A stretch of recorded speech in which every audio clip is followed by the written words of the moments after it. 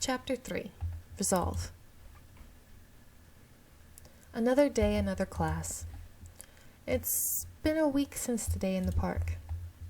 I haven't really had a chance to talk with Shou at length, aside from sending the occasional silly text to each other.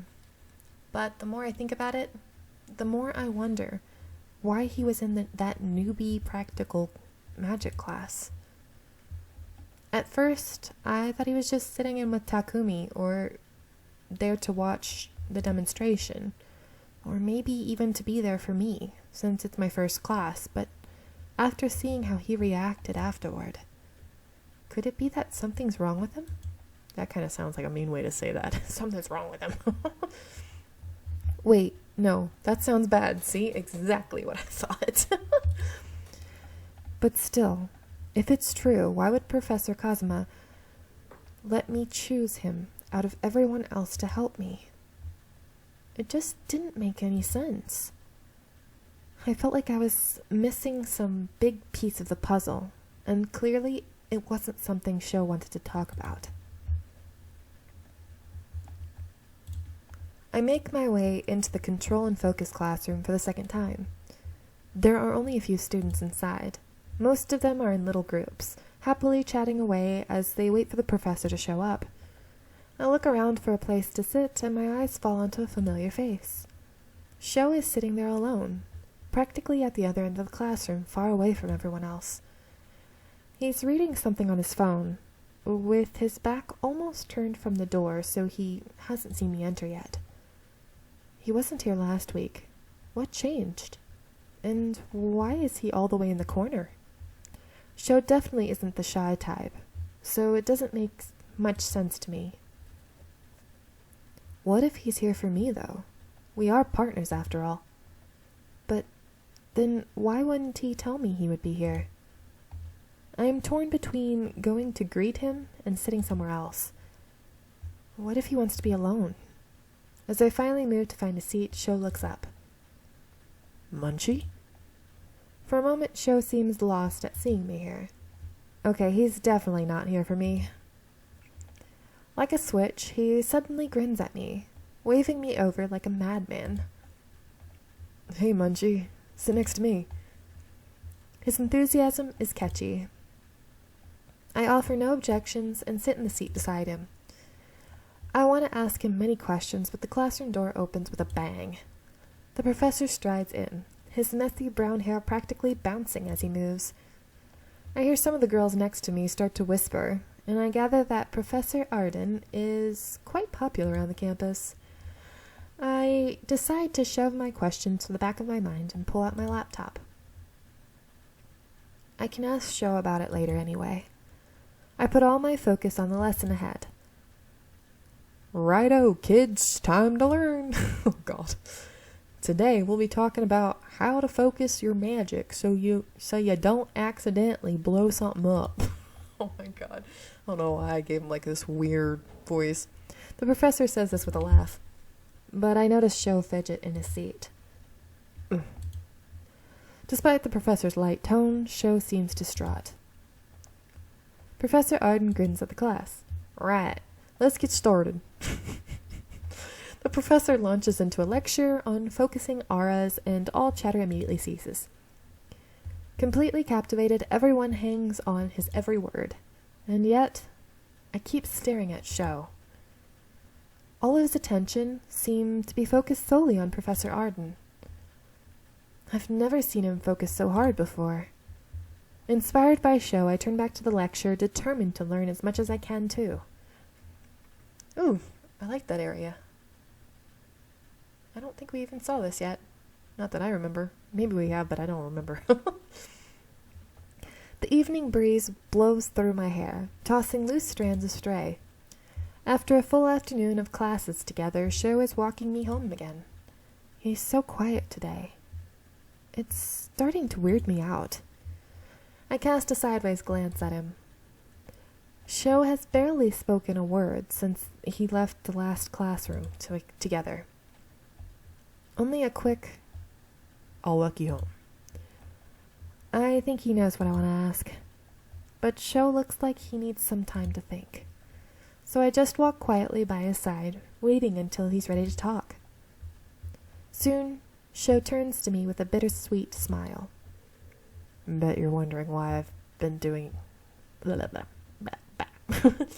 Bet you're wondering why I've been...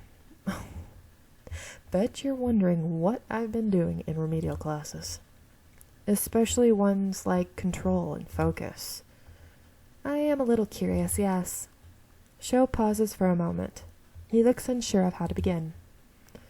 You picked me to help you, so you should know. When I was little, I was really good at magic. Creating fire was as natural as breathing for me. I was praised all the time. They called me a genius in cryokinesis, prodigy. I never needed any lessons, and the ones I did have, I breezed through. But I don't know what happened. As I got older, I started having problems getting my powers to work. Any lessons I got, I didn't know how to deal with it. Everything was a confusing mess. And then something happened, and I lost control completely. I can't even light a damn candle anymore. Either nothing happens or I blow something up. I signed up for those classes so I can try and learn how to control my powers. So I don't have to feel so helpless and lost. Shou. I figured it might have been something like that, but now that I know the truth, it's much worse than what I had imagined. To actually have had power, to still have it, but not be able to use it while your friends around you do amazing things. Maybe this is presumptuous, since I've only had these powers for a few weeks, but I feel the same. I don't want to feel so helpless anymore. I don't want to be afraid of myself or accidentally blow up something up. I'm gonna blow something up. Oh wait, I'm reading it wrong. I don't want to be afraid of myself or accidentally blowing up something up. Yeah, I think that was wrong anyway. Or worse, someone. I don't know what I'd do if I killed someone. So, maybe, if you don't mind, we could practice together sometime. Seriously? You'd do that for me?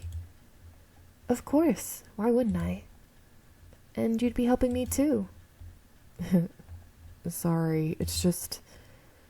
no one's really taken the time to actually ask me to study together in years. Of course we can practice together. I might not know how to control my powers, but I do know a lot about the theory of it. So, I can finally help you out too. So, are you free now? Do you want to come over? I don't live far. Oh, interesting. I'm free, but, I can't figure out how to say it without sounding rude. Could I just go to his place like that? Isn't that kind of... Shou seems to understand, even without me outright saying it.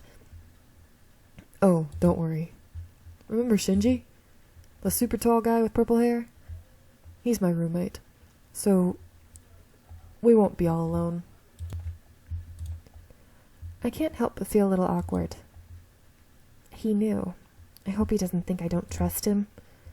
But, well, I can probably make a run for it if anything happens. Okay, let's go. When that decision was made, we make a slight adjustment to our destination. It doesn't look like Shou lives all that far away from me. I feel a little nervous as we move along in silence. Hey, do you want to stop by the convenience store on the way? We can get some snacks. Oh, sure, good idea. We make our way to the nearest convenience store. When we reach the shop, Shou stops in front of the door. He turns back to look at me. Wait here. I'll run in real fast. Be out in a sec. Usually when someone tells someone to wait here in an otome, something happens. He runs into the shop and I move away from the door. I settle in to wait, but after a few minutes I start to get an odd feeling and look around. It's then I notice a girl standing on the other side of the road. She almost looks dead inside to me. The setting sun reflects off of something, a vivid blue color, near her hair. I squint to see that she's wearing blue rose-shaped earrings. They're so cute. I wonder where she got them.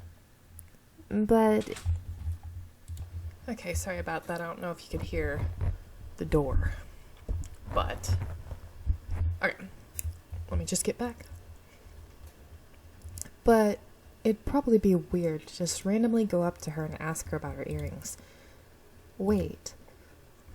I stop my train of thought and actually focus on the girl herself. Is she looking at me? Shou walks out just then, and I automatically turn around to face him. I see that he has a couple of bags in his hand. Sorry for the wait. I went kind of crazy with the shopping. No problem. I take 2 bags from him and move to leave. Something wrong? No, it's nothing. I look around while we walk, but I don't see the girl at all. It's like she completely vanished. When we finally arrive at Shou's apartment building, that's interesting looking, almost looks more like hotel than apartment, he starts to check his pockets. Is something wrong? No, maybe. I might not have my keys. Sorry. I'm more worried than annoyed, but it's obvious Shou is more upset than I am. It's true I'm not particularly impressed with his lack of responsibility, but it is kind of cute. Oh, but Shinji's home tonight, so we're in luck. Shou leans forward and knocks on the door. As we wait, I start to wonder. Does Shou forget his keys often? And if Shinji isn't home, what does he usually do then?